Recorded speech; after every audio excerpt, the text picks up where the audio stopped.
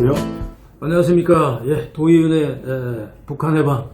근데 지금 북한 해방보다 앞서서 비상시국에 대해서 국내 정세를 계속해서 시리즈로 이어가고 있습니다. 한 8분에서 10분 사이로 짧게 한 주제로. 자, 이번 주제는 조기 대선이 과연 이루어질까, 안 이루어질까, 뭐, 여러 가지 이제 갑론을박이 많은데, 일단 가정을 했을 때, 가정을 했을 때 조기 대선이 이루어진다면, 어찌됐든 뭐 내년 3월에서 8월 사이로 대충 이제 그 사이로 볼 수가 있겠는데요. 그 여당 야당 쪽의 조기 대선 전망 그리고 개인적인 생각 한번 짚어주시죠.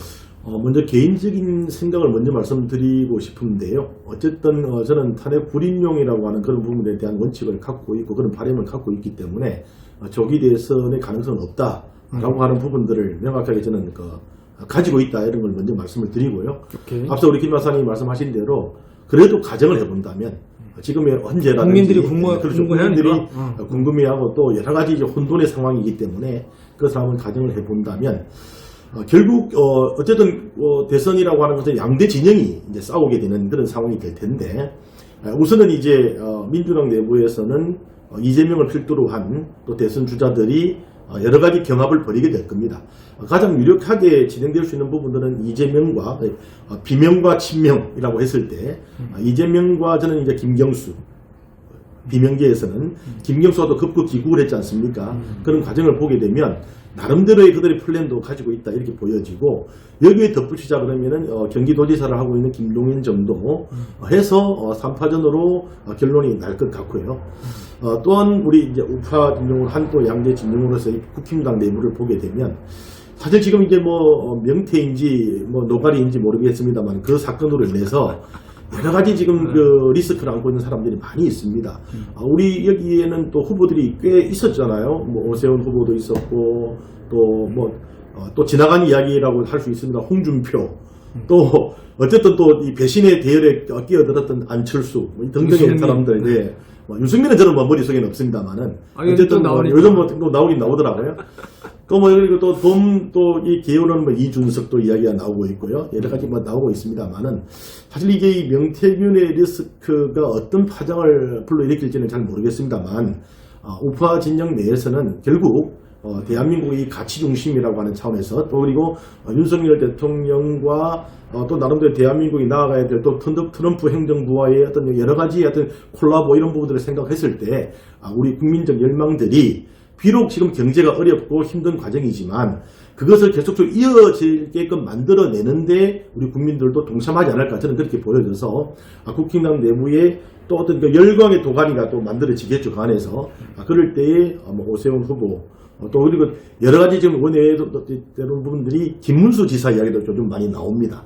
그 부분의 어떤 그 올고정 또 이 어떤 발음 뭐 이런 부분들이 이제는 또 국민적 빛을 발할 때가 되지 않았나 이렇게 보여지는데 어쨌든 저는 뭐 이런 부분들이 잘 안에서 제대로 녹여내고 또 단합하고 협력해서 우파의 하나의 단일 후보로 내세워서 국민적 심판을 제대로 받아서 더 다시 뛰는 새롭게 뛰는 그런 대한민국으로 거듭나기를 바라는 그런 마음들을 가지고 있습니다.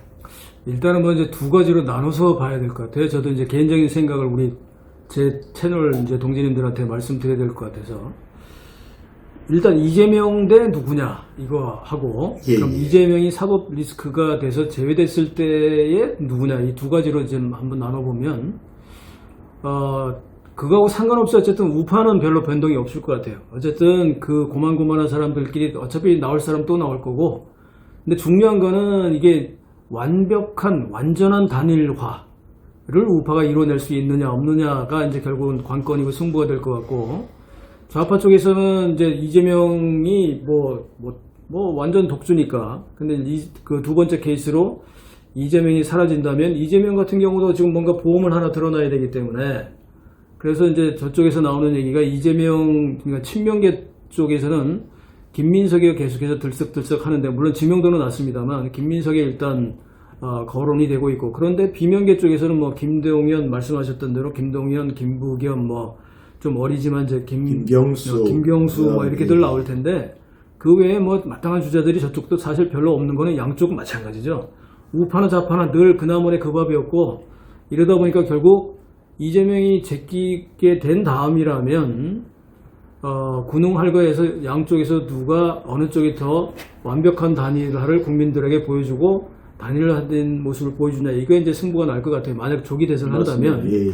근데 저도 이제 개인적으로는 이런 생각을 합니다. 아까 우리 도 대표께서도 말씀은 하셨지만, 저는 개인적인 생각입니다. 이건 뭐 참고만 하십시오. 뭐 어차피 계속 댓글로 물어보시기 때문에 그건 한 5년간 제가 이제 국내 문제 답을 피했는데, 개인적인 생각으로 비전문가 입장에서 그러나 어쨌든 국민의 한 사람으로 주권을 갖고 있는 사람으로서 말씀을 드리면, 저는 이번 탄핵 소추가 통과된 것도 일단 그렇지만 어쩔 수 없이 밀려서 갔다 좋습니다. 근데 이제 어쨌든 탄핵 심판에 대한 부분은 제가 볼 때는 6명이 됐든 9명이 됐든 6명이라면 뭐 4대2 정도로 부결될 거고, 9명이라면 정확하게 최대로 가봐야 5대4로 결국은 부결될 거다. 반대가 더 많을 것이다. 이런 생각을 저는 개인적으로 합니다. 또 그것이 이제 제 개인적으로는 어찌됐든 윤석열 대통령이 시기상으로 계엄을 잘했든 못했든 이 판단은 본인이 책임져야 돼요.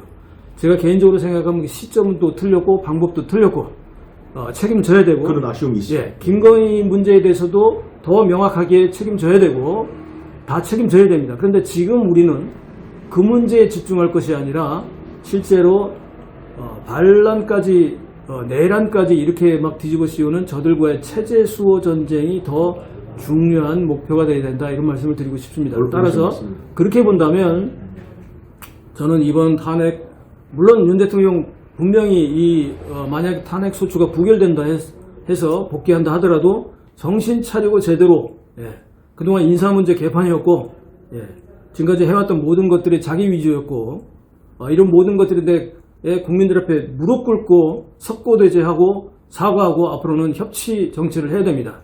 어쨌든 임기가 보장되는 새로운 복귀가 된다고 한다면, 그게 아니라면 또다시 이와 비슷한 문제들이 또 생길 것이고, 그것은 한민족 전체에 대해서, 우파뿐만 아니라 한민족 전체에 대해서 대대로 당신은 반역자가 되는 거예요, 스스로. 법적인 책임은 없다 하더라도. 어찌됐든 저는 개인적으로는 27 대선으로 갈 수 있지 않겠느냐라는 희망적인 생각을 개인적인 생각으로 여러분들한테 말씀을 드려봅니다. 자, 마지막으로 참 좋으신 말씀인데 다 동의하는데요. 한 가지 제가 이제 꼭 문제 제기를 하고 싶은 것은 뭐냐면 협치의 문제입니다. 저는 방금 김 박사님도 협치를 국민을 대상으로 하는 협치라고 저는 인식을 하고요. 그렇습니다. 예, 예. 지금 이 내란죄를 뒤집어 씌우고 있고 지금 실질적으로 내란 선동을 하고 있는 이런 민주당 이재명 세력이 범죄 세력들과의 협치는 아니라고 저는 생각을 해서. 그건 아닙니다. 그럼 그래서 그건 아닙니다. 국민과의 협치 그 부분에 대해서는 분명하게 윤석열 대통령이 다시 복귀를 하더라도 그 부분은 확실하게 지키고 가야 되겠다, 이런 말씀 드리고 싶습니다. 제가 이제 정의를 계속 드리고 있잖아요.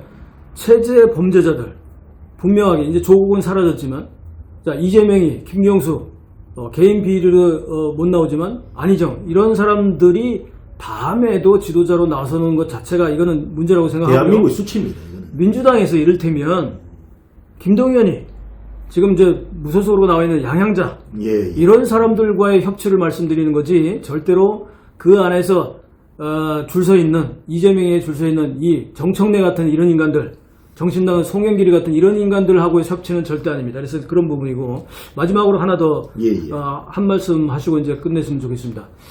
자, 이럴 때에 이런 비상시국에 우리 우파가 해야 될 가장 중요한 일은 뭘까요? 그거 한번. 좀 어려운 질문인데요. 사실 제일 중요한 것이 이 자유 대한민국의 가치라는 게 무엇인가에 대한 중심을 분명히 잡는 겁니다. 사실 우리 국민들 지금 굉장히 살아가기가 바쁘고 힘든 상황이잖아요. 정말 진짜 하루하루 이렇게 먹고 살기가 바쁜 게 대부분 우리 국민들의 삶인데, 이럴 때에 자유민주주의 가치라고 하는 부분들이 먼 이야기라고 느껴집니다.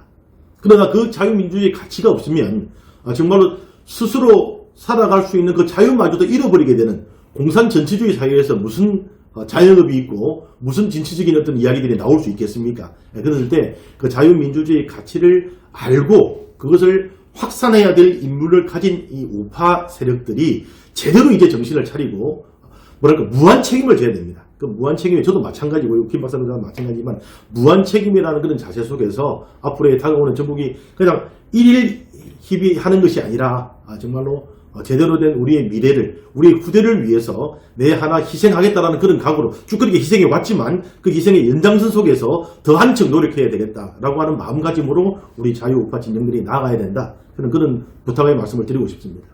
저도 이제 한마디만 딱 요약하겠습니다. 체제 수호 전쟁에서 이길 수 있는 방법론 찾기에 집중했으면 좋겠습니다. 예, 우리가 하나가 다 원팀이 되입니다. 예, 오늘 방송 여기까지 하겠습니다. 네, 감사합니다. 감사합니다. 예.